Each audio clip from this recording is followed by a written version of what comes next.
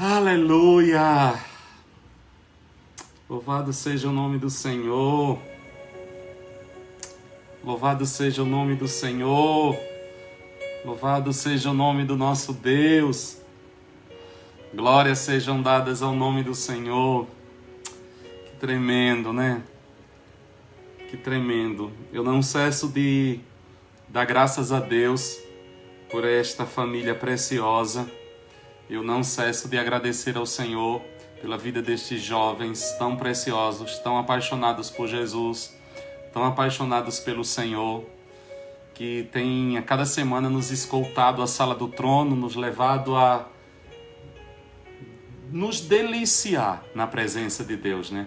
Então, assim, é um tempo tão precioso. A minha oração a Deus é que Deus os conserve, que Deus os use cada vez mais, que Deus os proteja de todo mal, que a bênção do Senhor que enriquece e que não causa danos esteja sempre presente na vida destes jovens, bem como na vida da Juliana, faz parte dos jovens, né? Mas eu estou falando do Opposite Way.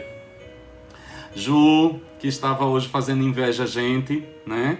Estava lá, Ju, coisa mais linda deste mundo, né? Que trouxe uma palavra para nós há umas semanas atrás que foi assim, tremendo, como falou o meu coração. E não posso deixar de dar graças a Deus pela vida do pastor Alisson, da irmã Daisy. Eles são, nem sei, não tenho nem palavras, né? Nem vou dizer nada. Que o Senhor os guarde, que o Senhor os recompense, que o Senhor os use cada vez mais e que este grupo, Opposite Way, se você ainda não se inscreveu no canal deles do YouTube, passa lá, se inscreve, porque é cada música uma mais linda do que a outra e tem sido assim sempre. Então, assim, não deixa de se inscrever, com certeza você vai ser ricamente abençoado. Shalom a todos, sejam todos bem-vindos. Já aproveita e já compartilha também esta live, já começa a convidar todo mundo. Eu tô vendo que a Priscila tá convidando aí todo mundo. Convida teus amigos. Nós hoje vamos ter uma conversa acerca de algo que tem falado muito ao meu coração, que tem esses dias tem ministrado muito ao meu coração. E geralmente essas mensagens, elas nascem de algumas conversas minhas com Deus, né? E estes dias, conversando com o Pai, eu entrei num assunto com Deus, né? Não estava na pauta da minha oração a Deus, mas eu entrei num assunto com o Senhor acerca de oração. E conversando com Deus acerca de oração. Nós estamos vivendo um período singular na Terra, nós estamos vivendo um período de pandemia que ainda não passou, né? E eu estava justamente orando e conversando com Deus acerca disso, né? Nós estamos desde o mês de março em quarentena e fechados, com algumas aberturas ultimamente, mas é importante deixar claro que as coisas não passaram ainda.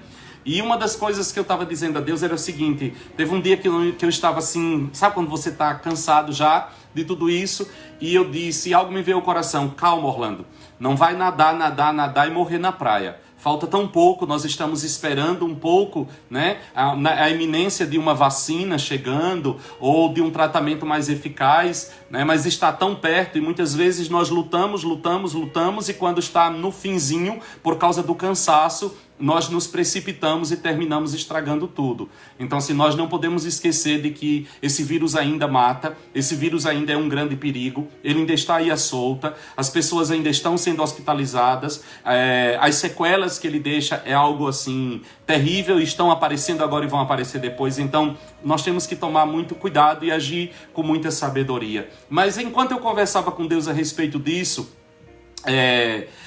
eu disse, mas Senhor, nós nunca tivemos tanta gente orando, nós nunca tivemos tantos turnos de oração, nós nunca tivemos tantos ministérios se levantando em oração, em tudo quanto é lugar, através dos diversos meios, e oração, e oração, e oração, e oração, e oração, e oração, e intercessão. E uma das marcas deste mover de oração tem sido a oração dentro do contexto de família. né? A oração dentro das famílias, a oração feita a partir dos lares. De repente, durante muito tempo nós tínhamos muitos moveres de oração, onde as pessoas saíam de suas casas e iam a um certo lugar, a um templo, a um ginásio, né? A um grande lugar, para ali ter grandes eventos de oração. Mas desta vez é algo diferente. Nós estamos vivendo um tempo de oração como nunca tivemos, mas estas orações, elas estão partindo dos nossos lares, elas estão partindo das nossas casas.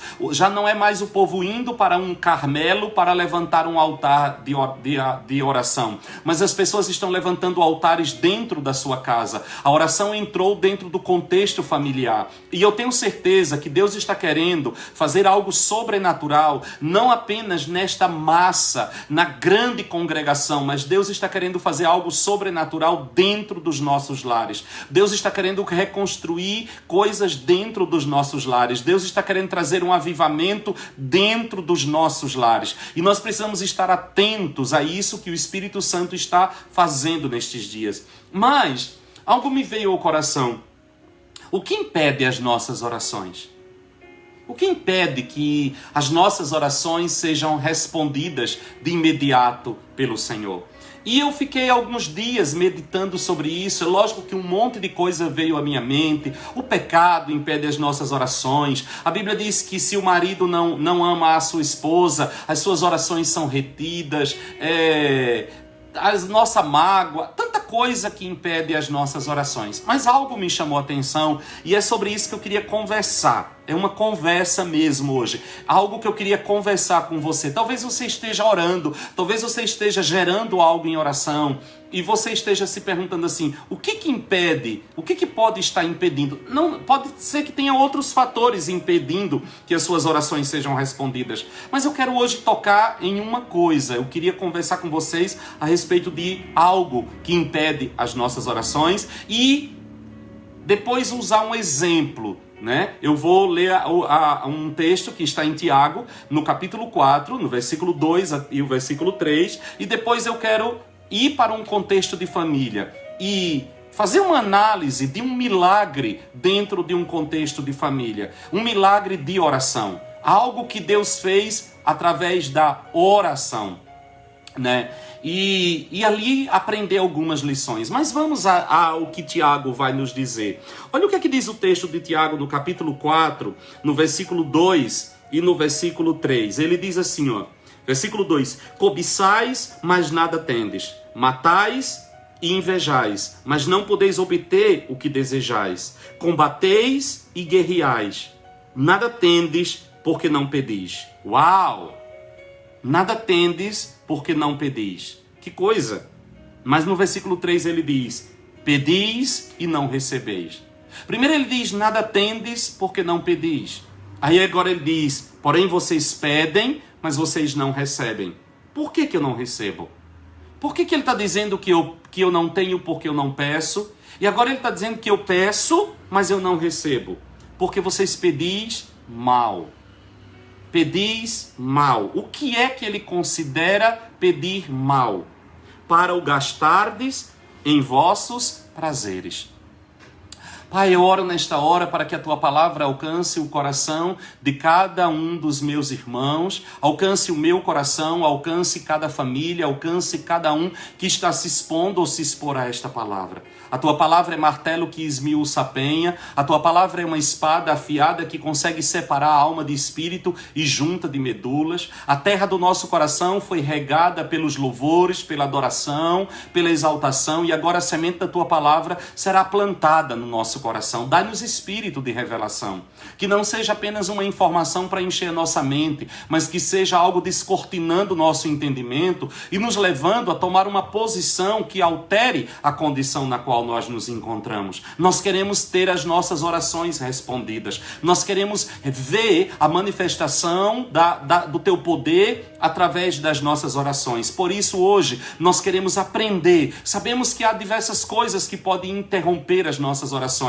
mas hoje nós queremos nos focar nesta área, Senhor, e que o Teu Espírito nos ilumine, que o Teu Espírito nos ensine, e nós daremos a Ti a honra e a glória, em nome de Jesus, Senhor. Amém, amém e amém.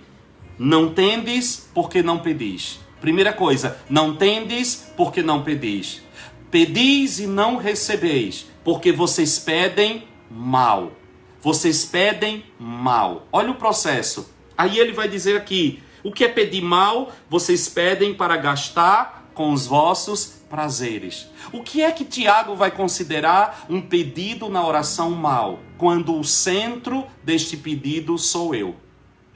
Eu vou descobrir aqui que Deus, muitas vezes nós construímos uma ideia de um Deus que existe, apesar que eu não gosto dessa expressão que Deus existe, mas nós colocamos uma ideia de um Deus que está ao nosso serviço. Nós colocamos a ideia de um Deus que tem todo o poder nas suas mãos para fazer aquilo que eu quero.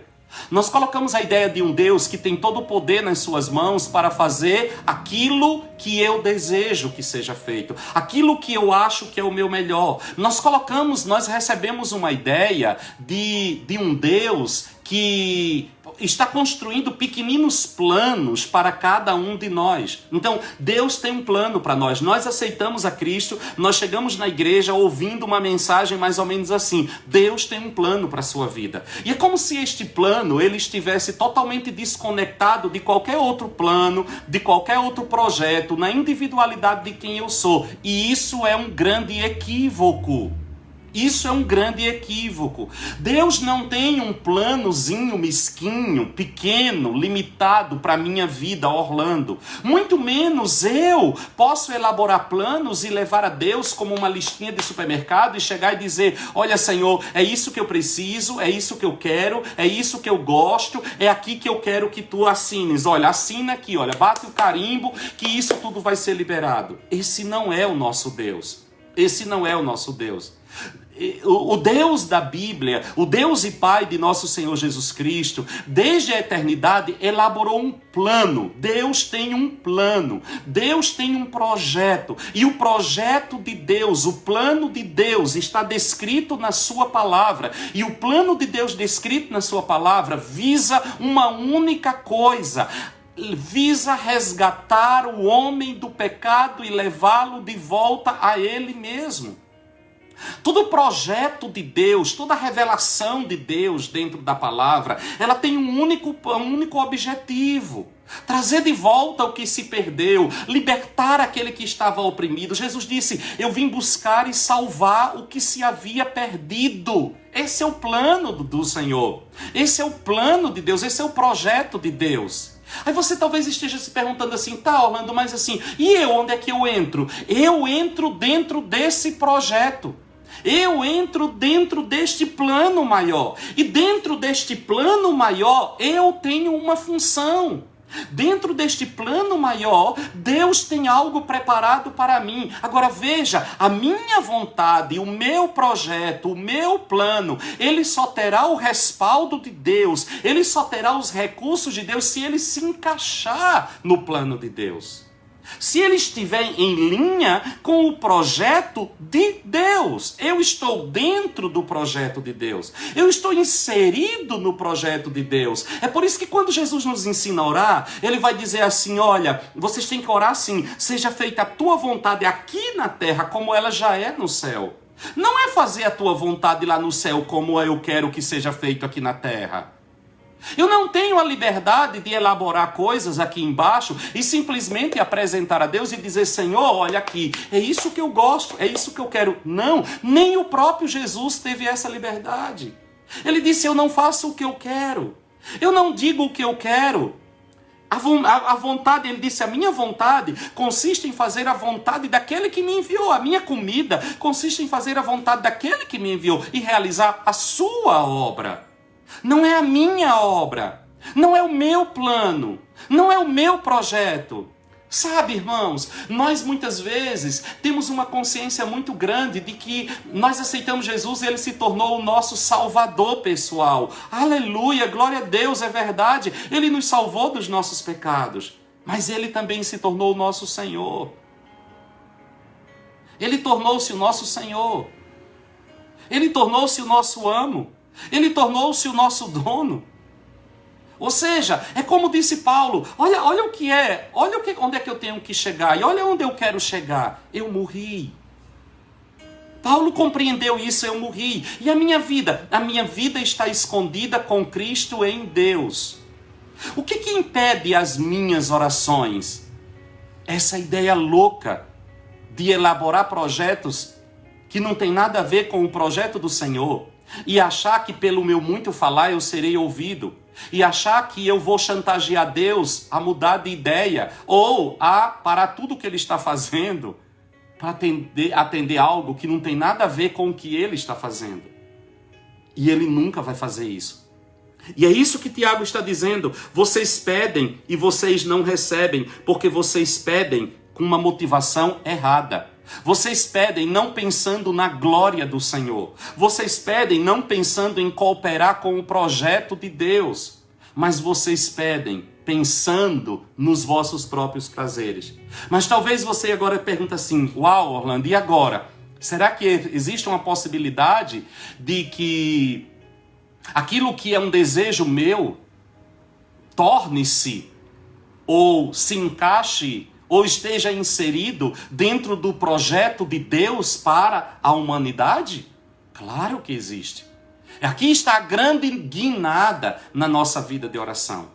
A grande guinada na minha vida de oração é fazer com que aquilo que é meu pessoal seja inserido no projeto maior de Deus. E ao ser inserido no projeto de Deus, aquilo que outrora era algo unicamente pessoal, se torna um canal para manifestar a glória de Deus e o projeto do Senhor.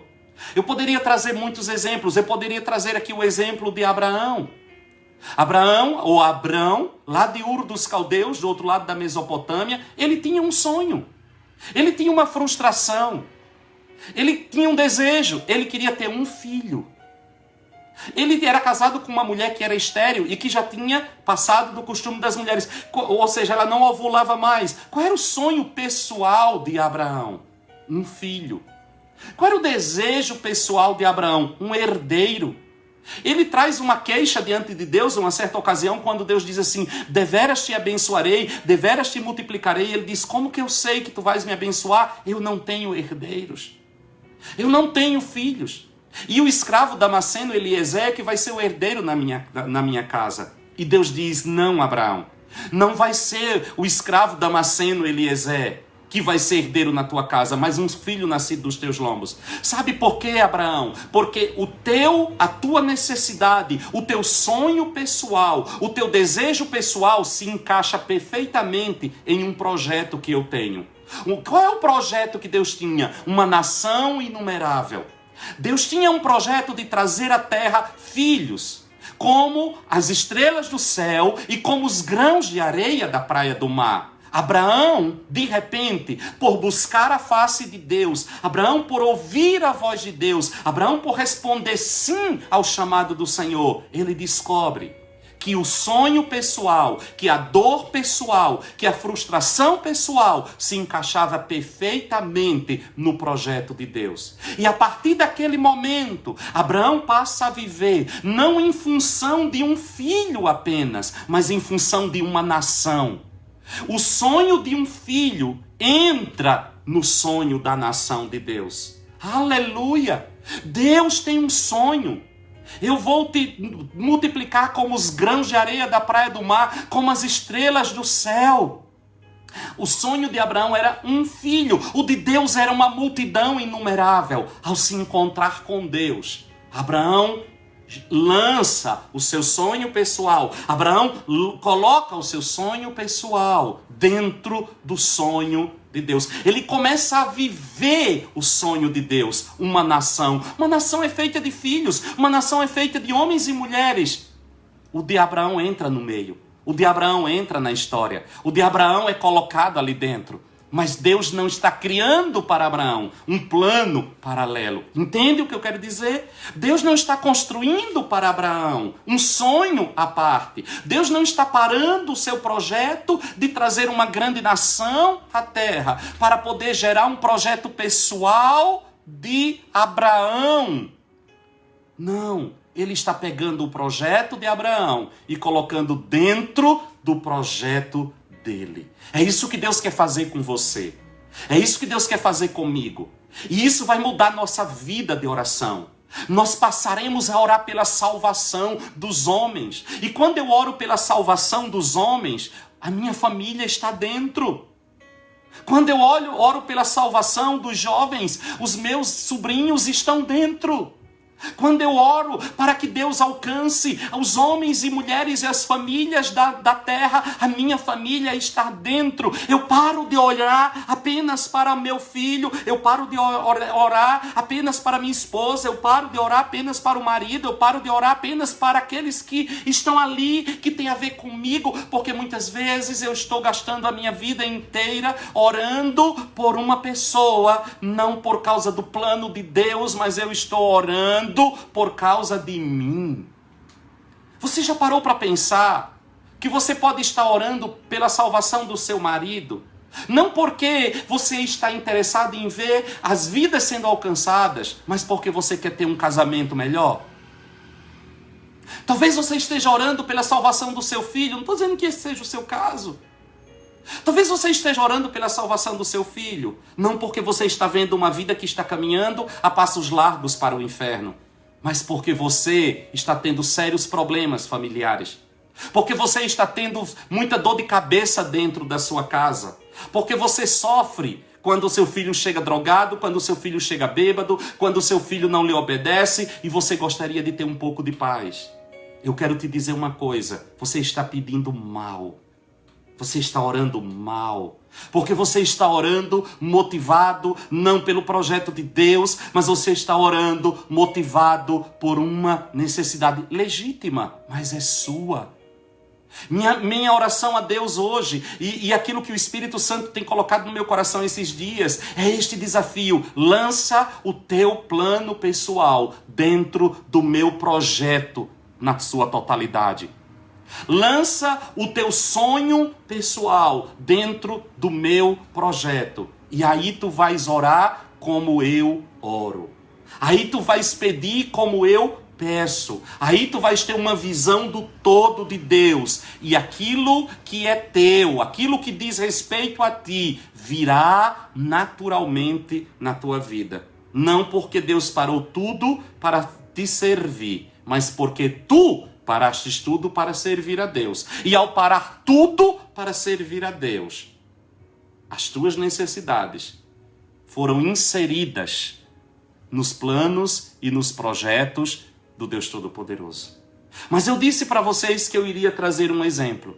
E eu vou trazer um exemplo. Um texto muito conhecido das Escrituras. E eu gostaria de trazer algumas lições. Já que nós estamos falando de oração no contexto de família.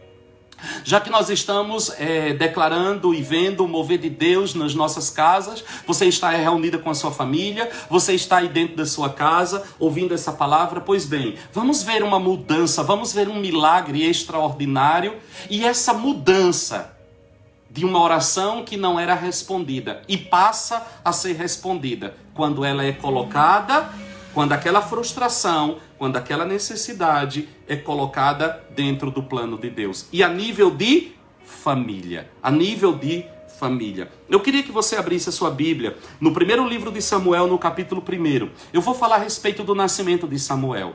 Brevemente, em algumas palavras, eu quero falar a respeito do nascimento de Samuel. E já faz um tempo que Deus tem me ensinado muito dentro deste texto. Deus tem me ensinado muito nesta experiência. Primeiro livro de Samuel, capítulo 1. Uma família envolvida em uma conquista de oração. Talvez seja essa a sua realidade hoje. Talvez seja esse o seu quadro hoje. Uma família envolvida numa conquista de oração. Que o Espírito Santo de Deus, lançando mão da família de Eucana e de Ana, possa trazer lições para você e que você possa aprender. Que o Espírito de Deus possa instruir você e possa levar você a um nível de conquista na sua vida de oração. E possa mostrar o que está errado na sua vida de oração. Na maneira como você está, como família, gerando algo em oração. Eu vou ler o texto, o capítulo 1 inteiro, e depois eu vou tocar em alguns pontos. Ok? Vamos lá? Me acompanha aí? Houve um homem de Ramataim Zofim, da região montanhosa de Efraim, cujo nome era Eucana, filho de Jeroão, filho de Eliú, filho de Tou, filho de Zuf, efraimita. Tinha ele 2 mulheres. O nome de uma era Ana e o da outra Penina. Penina tinha filhos, mas Ana não os tinha. Subia este homem da sua cidade de ano em ano para adorar e sacrificar ao Senhor nos exércitos de Siló. Assistiam ali os sacerdotes do Senhor, Hofni e Finéias, os 2 filhos de Eli. No dia em que Eucana sacrificava, dava porções do sacrifício a Penina, sua mulher, e a todos os seus filhos e filhas. A Ana, porém, dava porção dupla, porque ele a amava, ainda que o Senhor lhe tivesse cerrado a madre. A sua rival a provocava excessivamente para irritar, porque o Senhor lhe havia cerrado a madre. Assim o fazia ele de ano em ano, e todas as vezes que Ana subia à casa do Senhor, a outra a irritava, pelo que chorava e não comia. Então Eucana, seu marido, lhe perguntou: Ana, por que choras? Por que não comes? Por que está triste o teu coração? Não te sou eu melhor do que 10 filhos? Então Ana se levantou depois de comerem e beberam em Siló. Ora, Eli, sacerdote, estava sentado numa cadeira junto a um pilar do templo do Senhor. Ela, com amargura de alma, orou ao Senhor, chorou muito. E fez um voto dizendo: ó Senhor dos exércitos, se benignamente atentares para a aflição da tua serva, e de mim te lembrares, e da tua serva não te esqueceres, mas a tua serva deres um filho, ao Senhor o darei, para todos os dias da sua vida, e sobre a sua cabeça não passará navalha. Demorando-se ela em orar perante o Senhor, Eli prestou atenção à sua boca. Ana falava no coração e os seus lábios se moviam, mas não se ouvia uma só voz. Eli a teve por embriagada. E lhe disse: até quando estarás tu embriagada? Aparta de ti o teu vinho. Porém Ana respondeu: não, Senhor meu. Eu sou uma mulher atribulada de espírito. Não bebi vinho nem bebida forte, mas estava derramando a minha alma perante o Senhor. Não tenhas a tua serva por filha de Belial. Da multidão dos meus cuidados e do meu desgosto tenho falado até agora. Então lhe respondeu Eli: vai-te em paz, e o Deus de Israel te conceda a petição que lhe fizeste. Disse ela: ache a tua serva graça aos teus olhos. Assim a mulher se foi o seu caminho, e comeu, e o seu semblante já não era triste. Levantaram-se de madrugada, adoraram perante o Senhor, voltaram e chegaram à sua casa em Ramá. Eucana teve relações com Ana, sua mulher, e o Senhor se lembrou dela. Passado algum tempo, Ana concebeu e deu à luz um filho, chamou Samuel, dizendo: tenho pedido ao Senhor. Quando aquele homem Eucana, com toda a sua casa, subiu para oferecer ao Senhor o sacrifício anual e para cumprir o seu voto, Ana não subiu.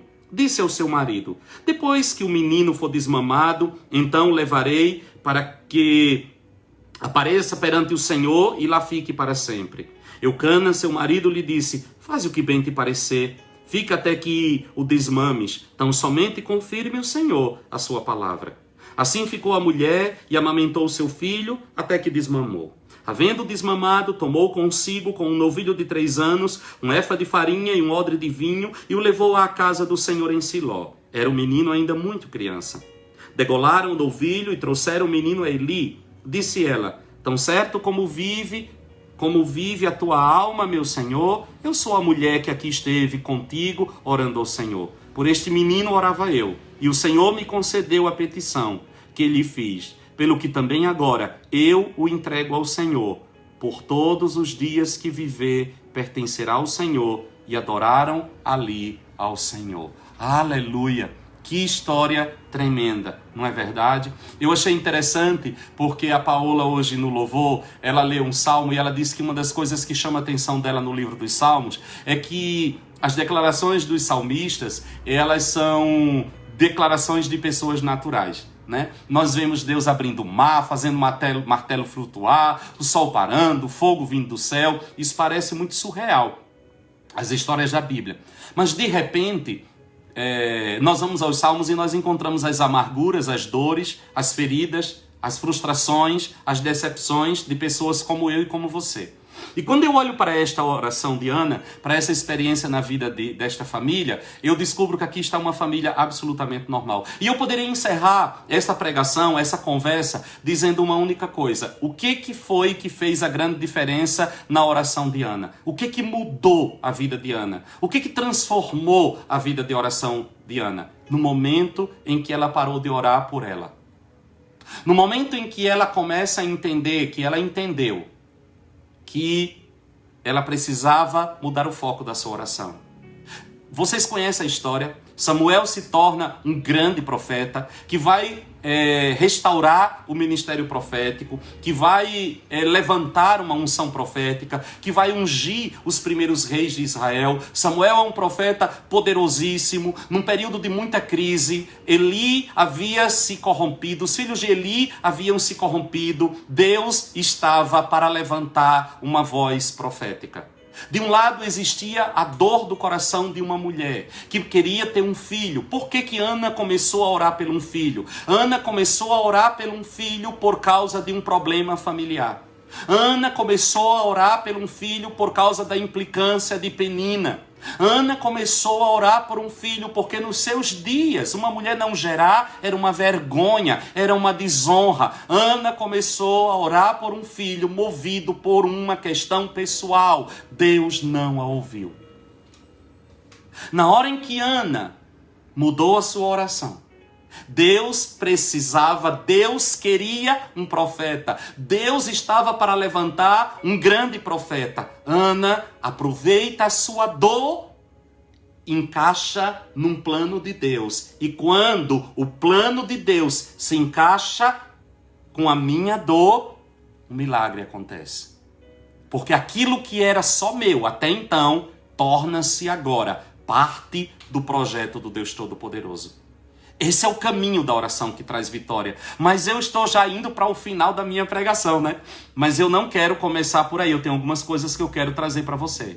A primeira coisa que eu quero trazer dentro desse texto é uma justiça. Eu quero fazer justiça a alguém aqui dentro desse texto. Todas as vezes que nós ouvimos falar sobre o nascimento de Samuel, todas as vezes que nós pregamos sobre o nascimento de Samuel, nós trazemos muita figura desta mulher que ora. Nós trazemos a oração de Ana, o choro de Ana, Eli, a declaração, mas nós esquecemos que nós temos uma família aqui envolvida. Nós temos um problema familiar. E para mim, o principal personagem deste milagre, o principal personagem dessa história, não é Samuel, não é Eli e não é Ana, é Eucana. É Eucana. E já faz um tempo que o Espírito Santo de Deus tem ministrado muito ao meu coração acerca deste homem, que é tão ignorado quando nós falamos deste milagre nesta casa. Nós esquecemos que nós estamos aqui diante de um homem temente a Deus, quem puxa o fio da oração, quem puxa o caminho do milagre nesta casa, quem começa a gerar o milagre do nascimento de Samuel não é Ana. É o seu marido Eucana. É o seu marido Eucana. E aqui está o principal quadro de um marido sacerdote. Aqui está a figura de um homem que entende o seu papel sacerdotal. Eu lembro-me quando o Espírito Santo começou a ministrar o meu coração acerca de que a maioria esmagadora dos maridos não exercia o papel de sacerdote porque confundia ser sacerdote com ser cabeça. A primeira pessoa que ele me trouxe foi Eucana. Eucana é a figura de um homem que entendeu o que é sacerdote. E eu gostaria de tocar em algumas coisas que mostram o caráter deste homem de oração. A primeira coisa, Eucana era um homem que amava e demonstrava o amor à sua esposa.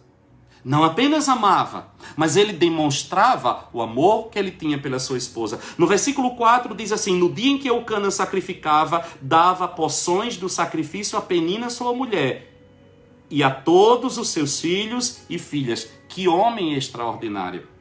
Mas ele vai dizer no versículo 5, a Ana, porém, dava porção dupla, porque ele a amava, ainda que o Senhor lhe tivesse cerrado a madre. Que coisa tremenda. Olha a visão de um sacerdote. Você não tem noção do quanto era importante naqueles dias o fato da mulher gerar filhos. Era um motivo inclusive de divórcio. Ele poderia deixar a mulher, ele poderia abandonar a mulher e procurar outro. Mas a Bíblia vai dizer que ele amava Ana. Ele demonstrava amor ao dar uma porção dobrada a ela. E diz a Bíblia, ainda que o Senhor lhe tivesse cerrado a madre. Os homens daquela época amavam as suas mulheres por causa dos filhos que ela lhe dava. Honrava as suas mulheres por causa dos filhos que ela lhe dava. Mas Eucana era um homem que amava a sua mulher, mostrava este amor, ainda que ela não tivesse lhe dando os filhos que todas as mulheres lhe davam. Que homem extraordinário! Que homem de... Eu imagino ele olhar e dizer, ela precisa mais. Ele conseguia enxergar a amargura do coração de Ana. E ao ver a amargura do coração de Ana, a frustração do coração de Ana, ele demonstrava mais amor ainda.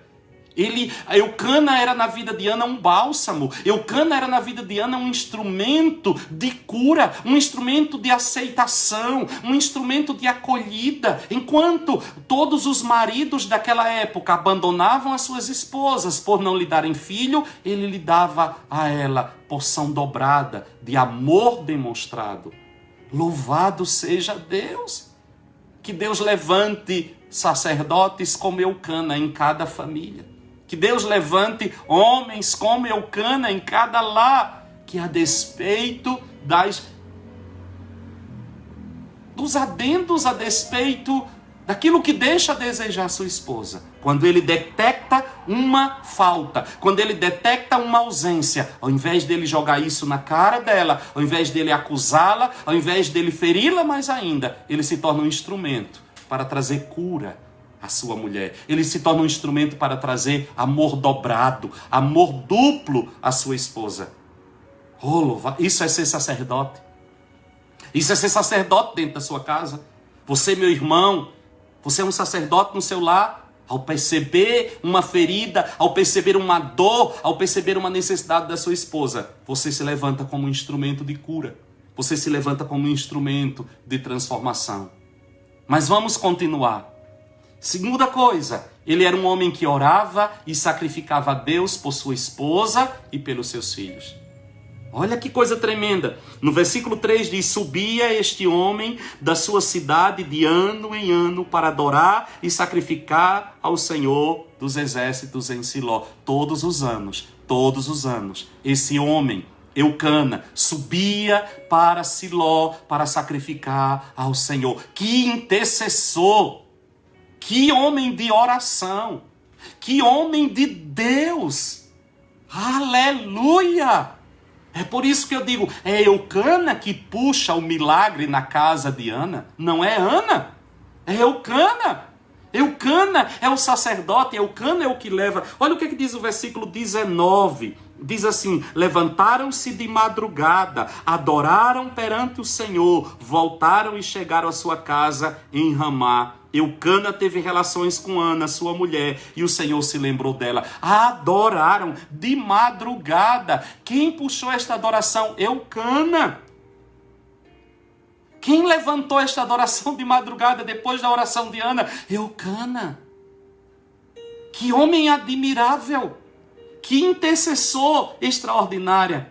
Mas tem uma coisa aqui que me chama muita atenção. Eucana era um homem que respeitava a sua mulher e respeitava os votos que ela fizera a Deus. Olha, além de amá-la, além de protegê-la, além de demonstrar este amor, além de ser um intercessor, além de ser alguém que vai sacrificar por ela, diz assim no versículo 21, quando aquele homem Eucana, com toda a sua casa, subiu para oferecer ao Senhor sacrifício anual e para cumprir o seu voto, Ana não subiu. Ana não quis subir.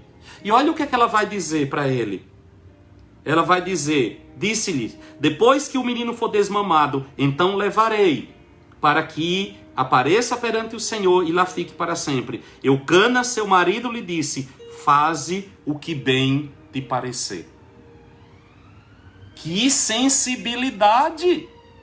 Ana fez um voto a Deus. Ana trouxe a Deus um voto de que se ela concebesse um filho, ela daria. Ela nem consultou o marido. Não estou dizendo que está certo, não. Mas ele respeita. Agora ele coloca uma cláusula neste respeito. Ele coloca uma condição para que ele possa respeitar esta palavra de Ana e esta vontade de Ana. E olha aqui onde é que está a condição. No versículo 23 ainda, ele diz: fica até que o desmames. Tão somente confirme o Senhor a sua palavra. Ok? O homem, ele é um homem, Eucana, dependente da palavra do Senhor. Tudo bem, Ana. Você fez um voto. Você disse que entregaria um menino para servir ao Senhor. Eu respeito o seu voto a Deus. Mas que Deus confirme esta palavra. Que homem de Deus. Que homem de Deus, irmãos. Que intercessor. Que sacerdote. Que homem extraordinário é esse. Ele ouve, ele entende. E o que é que vai acontecer? Deus muda a história desta família quando Ana muda o foco da sua oração. Mas Deus não mudou apenas a história da família de Eucana e de Ana. Quando Ana mudou o foco da sua oração, Deus mudou a história de Israel. E por que Deus mudou a história de Ana? E por que Deus mudou a história de Eucana? E por que Deus mudou a história desta família? Porque a frustração desta mulher, a dor desta mulher, a petição desta mulher se encaixava no projeto do Deus Todo-Poderoso. Ao mudar o foco da oração, ao trazer a sua necessidade e colocar diante de Deus, no plano de Deus, Deus diz: agora sim. Agora sim. A isso eu chamo de soberania. Quando é que Deus vai me responder? Quando é que Deus vai disponibilizar os recursos do céu acerca da minha vida? Quando eu parar de orar, movido apenas por um capricho pessoal ou por uma necessidade que nada diz respeito ao plano do Senhor. Deus muda. No versículo 10 diz que mesmo com a alma amargurada, Ana não cessa de orar. Mesmo com a alma amargurada, ela não cessa de orar. E aqui eu aprendo a primeira coisa. As minhas orações não devem ser condicionadas ao estado da minha alma. As minhas orações não devem ser condicionadas ao estado da minha alma. A minha alma não é termômetro para as minhas orações. Eu não oro porque eu sinto, eu não oro porque eu estou alegre, eu oro porque a Bíblia me manda orar e o meio através do qual Deus me ouve, Deus realiza as coisas é através das minhas orações. Diz assim no versículo 10, olha o que diz o versículo 10. Ela, com amargura de alma, orou ao Senhor e chorou muito. Ela, como é que estava? Com amargura de alma. Foi aonde? Aos pés do Senhor, amargurada. Não deixe que a sua dor afaste você de Deus. Não deixe que a sua frustração afaste você de Deus. Não deixe que a sua oração seja apenas quando você está super feliz e super alegre ou quando as coisas estão se encaixando. Não. A Bíblia diz que ano após ano, Eucana subia para adorar em Siló e Deus não fazia nada. Ano após ano, esta família ia. Ana ia amargurada de alma, mas ela ia aos pés do Senhor. Outra coisa, quando chega no versículo 11, olha a mudança, fez um voto dizendo: ó Senhor, se benignamente atentares para a aflição da tua serva, e de mim te lembrares, e da tua serva não te esqueceres, mas a tua serva deres um filho, o que é que Ana quer? Um filho. O que vai resolver o problema da casa de Ana? Um filho.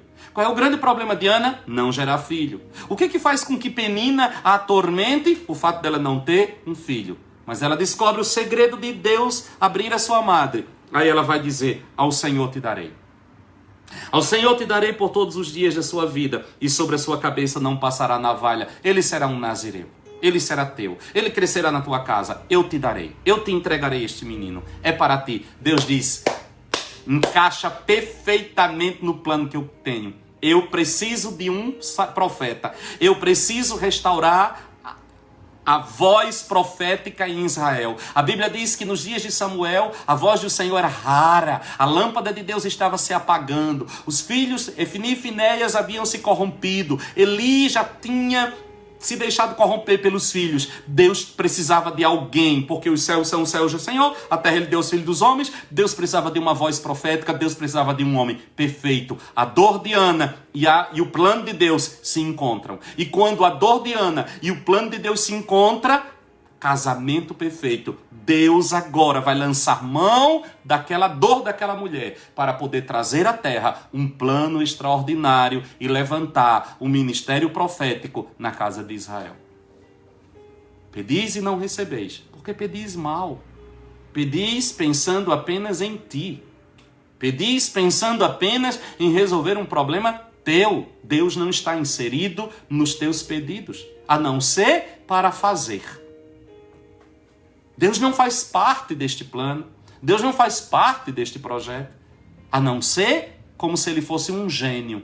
Como se ele fosse um Deus construído, criado por nós, simplesmente para satisfazer as nossas necessidades. Quem é Deus nessa história? Quem é Senhor nessa história?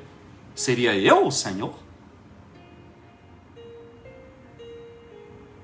Os meus planos precisam se encaixar nos planos de Deus. Diga isso. Diga isso aí na sua casa. Os meus planos precisam se encaixar nos planos de Deus. Diga mais uma vez. Os meus planos precisam se encaixar nos planos de Deus. As minhas dores. Outra lição que eu aprendo aqui com a dor de Ana e esse milagre. As minhas dores podem se tornar um meio que através delas Deus vai realizar os seus planos na terra. As minhas dores nas mãos de Deus, pode se tornar um meio através do qual Deus realizará os seus planos aqui na terra. As minhas frustrações, as minhas decepções, os meus anseios, apresente a Deus. Deixa Deus te encaixar no plano dele, na hora dele. Por que Deus faz tudo formoso ao seu tempo? Por que Deus tem um tempo, o kairos dele, para poder realizar as coisas? É como se eu apresentasse a minha vida, eu apresentasse os meus planos, eu trouxesse a Deus as minhas necessidades, os meus sonhos, os meus projetos, e Deus dissesse assim, ok, vou pegar aqui o seu currículo, na hora que eu precisar, te chamo. Vou pegar aqui o teu currículo, na hora que eu precisar, eu te chamo. Esse é o Deus soberano. Não é Ele que vai se dobrar a você. É você que vai trazer a Ele quem você é. Ele vai pegar, Ele vai receber esta informação e vai dizer, ok, Orlando, na hora do que eu precisar de alguém com seu perfil, enquanto isso, espera no Senhor. Enquanto isso, deleita-te na minha presença. Enquanto isso, a minha graça te basta. Enquanto isso, nada te faltará. Enquanto isso, eu cuido de ti. Enquanto isso, tu terás tudo o que tu precisas para viver nesta terra. Na hora que eu precisar de alguém com teu perfil, eu te chamo. Isso se chama vida de oração. Enquanto eu espero, eu descanso no Senhor. Enquanto eu espero, eu me deleito no Senhor. Por isso a Bíblia diz assim, espera em Deus. O que eu estou esperando? Eu estou esperando que Deus, no seu plano extraordinário, no seu projeto extraordinário, precise de alguém com o meu perfil. E aí Ele vai me chamar. E enquanto isso, eu estarei jogado. Que jogado? Enquanto isso, eu estarei colocado de lado. Que de lado? Enquanto isso, eu serei cuidado, maravilhosamente cuidado pelo Rei. Eu serei totalmente provido nas minhas necessidades básicas. Mas um dia, Ele me chamará e lançará mão daquilo que eu tenho para a glória do seu nome, por causa do plano que Ele tem estabelecido. Ele é Deus, não eu. Ele é o Senhor, não eu. A agenda é dele, não é minha. Onde eu fui ferido, esta ferida pode se tornar um meio de Deus trazer algo extraordinário à terra. Aonde eu fui ferido, esta ferida pode se tornar um meio de Deus trazer algo extraordinário à terra. Olha a história dos homens de Deus. Olha a história das pessoas que foram usadas tremendamente por Deus. Olha. Poderia trazer aqui a lista. Eu falei de Abraão. Olha o plano de Deus. Uma nação. Ele encontrou Abraão. Olha Davi. Achei Davi, meu servo. Davi era tudo que Deus precisava para chegar até Saul. Olha Moisés. Deus precisava de alguém que conhecesse o Egito. Deus precisava, quando Deus ouviu o clamor do seu povo. Veja que quando Deus aparece para Moisés no Monte Horebe, Deus não diz a Moisés: ai, tive dó de ti. Ai, Moisés, eu vi você fugindo, Moisés. Eu vou usar você, Moisés, porque você é um menino de ouro, Moisés. Eu já provei. Não, ele diz: eu ouvi o clamor do meu povo. Aí eu te chamei. Preciso de ti. Por causa de ti? Não. Eu ouvi o clamor do meu povo, o povo que eu prometi, filhos de Abraão, que eu prometi a Abraão, que passariam 430 anos no Egito e depois seriam libertos. Pois bem, eu ouvi o clamor do meu povo, chegou a hora de eu libertá-los. Você se encaixa perfeitamente no perfil da pessoa que eu preciso para libertar o povo. É você o cara. É por causa de Moisés? Não. É por causa do plano que ele tem. Olha José. Nós poderíamos ficar a noite inteira aqui mostrando estes homens e mulheres que foram usados tremendamente por Deus, chamados por Deus a partir de seus conflitos, a partir das suas dores, a partir das suas necessidades. E no momento em que Deus, na sua soberania, no seu plano precisa, tudo se encaixa e tudo acontece. Ana estava cercada de pessoas tentando ferir a sua alma e a demover dos planos de Deus. No versículo 6 diz que a sua rival a provocava excessivamente para irritar, porque o Senhor lhe havia cerrado a madre. No versículo 13 diz que o próprio Eli, Eli a teve por embriagada. Olha as feridas de alma, olha as feridas, Satanás tentando aumentar aquelas feridas. E é interessante perceber quem é que Deus vai usar para amenizar, proteger esta mulher de alma ferida. Eucana, o seu marido, o sacerdote extraordinário que tinha dentro daquela casa. Satanás sempre vai tentar te ferir. Satanás sempre vai te aumentar as feridas da sua alma. Deus levantará aqueles que irão te proteger. Deus levantará, até que chegue a hora em que a tua história será mudada, o quadro será mudado. Mas não pense que enquanto esta hora não chega, você está jogado à mercê de qualquer coisa. Você não está. E aí você vai ver o testemunho de Ana, do versículo 26 até o versículo 28. Por este menino, versículo 26... versículo 26, quando ela chega diante do sacerdote Eli, eu sou a mulher que aqui esteve contigo orando ao Senhor. Por este menino orava eu e o Senhor me concedeu a petição que eu lhe fiz. Uau, que testemunho tremendo. Esse será o seu testemunho. Esse será, aqui estou eu, aqui cheguei eu. Eu sou esta pessoa que chorava, esta pessoa que clamava. Deus, o Senhor me concedeu a petição que eu lhe fiz. Você pode dizer amém a isso? O Senhor me concedeu a petição que eu lhe fiz. Quando? Quando eu consegui perceber que a minha petição seria respondida, quando ela fosse feita em uma veia que fosse resultando a glória do Deus Todo-Poderoso, que o resultado final fosse a glória de Deus, fosse a continuidade do projeto de Deus, fosse a execução dos planos de Deus, fosse o levar adiante os projetos do Todo-Poderoso. Por quê? Porque já não sou mais eu que vivo, é Cristo que vive em mim, e eu viverei nesta terra, e todas as coisas da minha vida, as coisas boas, as coisas difíceis, as dores da minha alma, as conquistas, as derrotas, eu levarei ao meu Deus, eu apresentarei ao meu Deus, e o meu meu Deus, na sua soberania, usará todas estas coisas para a glória do seu nome, para a exaltação do seu nome, e eu serei sempre nesta terra um instrumento que manifestará a glória do Deus Todo-Poderoso. Até as minhas dores, até as minhas frustrações, até as minhas feridas, até as minhas derrotas serão usadas para manifestar a glória do Deus a quem eu sirvo, porque Ele é o Senhor de tudo na minha vida. Aleluia!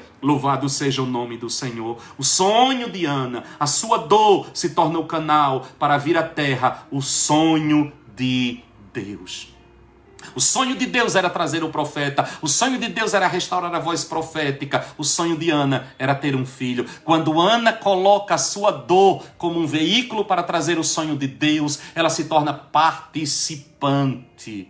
Quem seria Ana se simplesmente ela tivesse tido um filho? Quem seria Ana se simplesmente ela fosse uma mulher com seu aparelho reprodutor normal e tivesse um filho? Ela não seria ninguém. O que torna Ana uma figura tão conhecida, tão pregada? O que se torna Eucana tão conhecida e tão pregada? Até Penina, o que torna esta família tão conhecida e tão pregada? O fato de uma dor, uma frustração, uma dependência, um sonho que estava por acontecer, se encaixar num sonho de Deus. E ao juntar essas duas coisas, Ana entra para o cenário como alguém extremamente importante. Eu me lembro de tantas coisas dentro da palavra, de tantas experiências dentro da Bíblia, de pessoas que poderiam ser anônimas, mas se tornaram conhecidas até hoje, porque a sua dor foram canalizadas para manifestar a glória do Deus Todo-Poderoso. Aquela mulher com um vaso de alabastro, uma mulher que vivia da prostituição, mas que ao quebrar o seu vaso de alabastro aos pés de Jesus Cristo, ungí-lo, causar um verdadeiro escândalo, Jesus diz, aonde se pregar o evangelho, será contado acerca da história desta mulher. Oh, aleluia! O que levou aquela mulher aos pés de Jesus? O que levou aquela mulher a se jogar aos pés de Jesus? A dor da sua alma. Aquela mulher no poço de Sicar, a mulher samaritana, marcada na sua alma por tantas experiências de relacionamento, com tantas experiências de casamentos que não deram certo. Mas de repente, Jesus a encontra naquele poço. E ao encontrá-la, a sua dor se torna um veículo para trazer uma mensagem extraordinária. Um avivamento em uma cidade. E até hoje, ela é uma figura extremamente importante. Meu amado irmão, minha amada irmã, hoje, não fique lambendo as feridas da sua alma.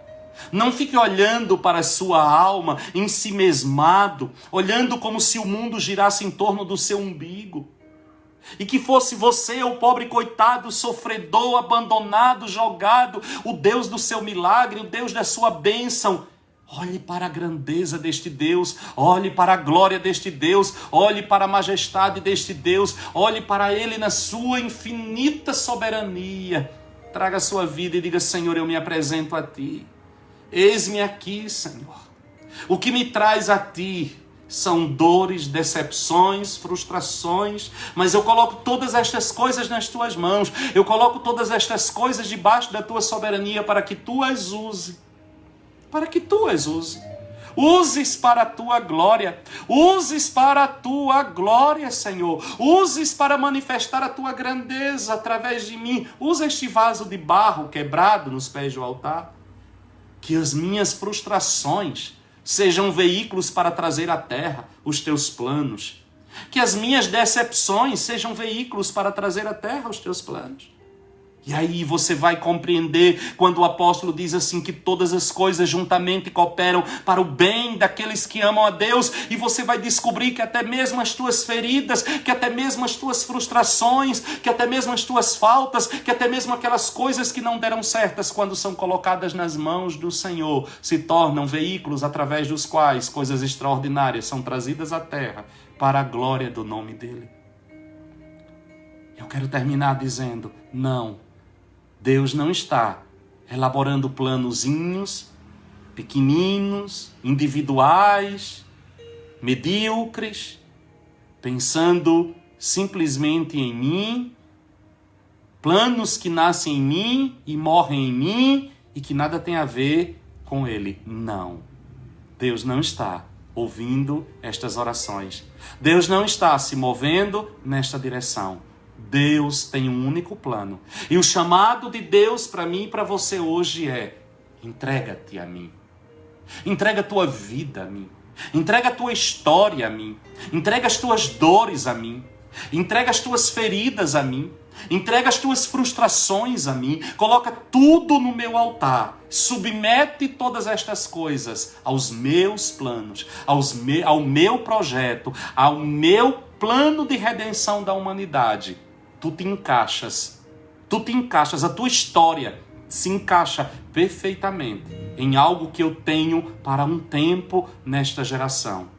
Enquanto chega a tua vez, eu te protegerei, eu te guardarei, eu te ensinarei, eu te conduzirei, e quando chegar a hora, eu te chamarei. E ao te chamar, eu irei te inserir dentro do meu plano. Assim como eu tinha um plano de trazer um profeta puro, de trazer um profeta cujo coração ouvisse a minha voz. Ana, depois de anos e anos e anos, Eucana, depois de anos e anos e anos, subindo a Siló, quando Ana colocou nas minhas mãos a sua dor, ela se encaixou perfeitamente com aquilo que eu queria fazer. E o Senhor fez um milagre na vida de Eucana. E o Senhor fará um milagre na tua vida. E o Senhor fará coisas extraordinárias na tua vida. E você será honrado. Por quê? Porque você entrará neste plano, neste projeto. O projeto de Deus. Pai, eu oro pela vida de cada um dos meus irmãos. Pai, eu oro por cada um. Eu oro pela minha vida. Eu oro pela vida de cada um que está se expondo a esta mensagem. Eu oro, Senhor, para que as nossas dores, as nossas frustrações, as nossas faltas não sejam jamais agentes de paralisação na nossa história, mas que nós compreendamos hoje e paremos, como diz a tua palavra em Tiago, paremos de brigar, paremos de lutar, paremos de juntar num sactel furado, paremos de pedir sem nada receber e aprendamos a orar de maneira correta. Aprendamos a orar de maneira correta. Pedimos mal, Pai. Pedimos para gastar nos nossos prazeres. Primeiro és Tu. Primeiro és Tu. Ao colocarmos estas coisas, a nossa história, a nossa vida, debaixo da Tua soberania, debaixo do Teu cuidado, debaixo do Teu plano, Tu que tens um único plano, vais nos encaixando dentro do Teu projeto. E a nossa vida vai tendo sentido e a nossa vida vai sendo abençoada. Eu oro pela vida de cada um dos meus irmãos. Eu oro pela vida de cada um, Senhor. E eu os abençoo em nome de Jesus. Em nome de Jesus, haja vida. Em nome de Jesus, haja chamado. Em nome de Jesus, cada um aqui tem a coragem de fazer como Ana e trazer diante de ti o seu sonho, dizer que o meu sonho se realize dentro do contexto dos teus planos, para a glória do teu nome, em nome de Jesus.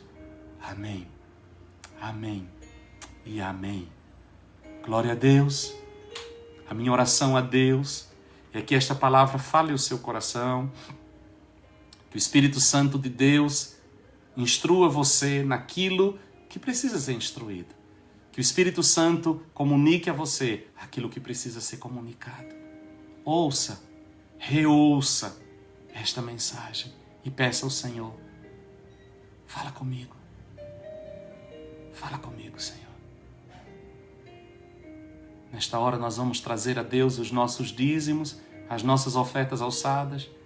Que ninguém compareça de mãos vazias diante do Senhor. Aqui está os dados da conta da igreja, onde você deve depositar o seu dízimo, a sua oferta. Em nome do Senhor Jesus. E a minha oração a Deus é que o Deus de toda provisão supra cada uma das suas necessidades, faça prosperar o trabalho das suas mãos, faça prosperar tudo aquilo que você tem feito, que o Deus de toda glória multiplique a sua sementeira, que você sempre tenha para ajudar aos que precisam. Que o Senhor multiplique o seu trabalho. Pai, eu oro por cada dizimista, eu oro por cada ofertante nesta hora, eu oro, Senhor, eu abençoo, Senhor, o trabalho de cada um dos meus irmãos, eu abençoo, Senhor, cada dízimo, cada oferta que é trazido na tua casa, Senhor, que haja prosperidade, que haja abundância, que haja fartura na tua casa, que haja abundância, que haja fartura na casa de cada um dos meus irmãos, para a glória do teu nome, em nome de Jesus, Senhor. Amém, amém e amém. Que Yahvé vos abençoe e vos guarde. Que Yahvé faça resplandecer o seu rosto sobre vós e tenha misericórdia de vós. Que Yahvé sobre vós levante o seu rosto e vos dê shalom. Que a graça salvadora de Jesus o Cristo, o amor de Deus, o nosso eterno e soberano Pai, e a presença do Espírito de Deus esteja convosco, com as vossas famílias e com toda a igreja espalhada na face da terra, hoje e para sempre. Amém, amém e amém. Amém, queridos?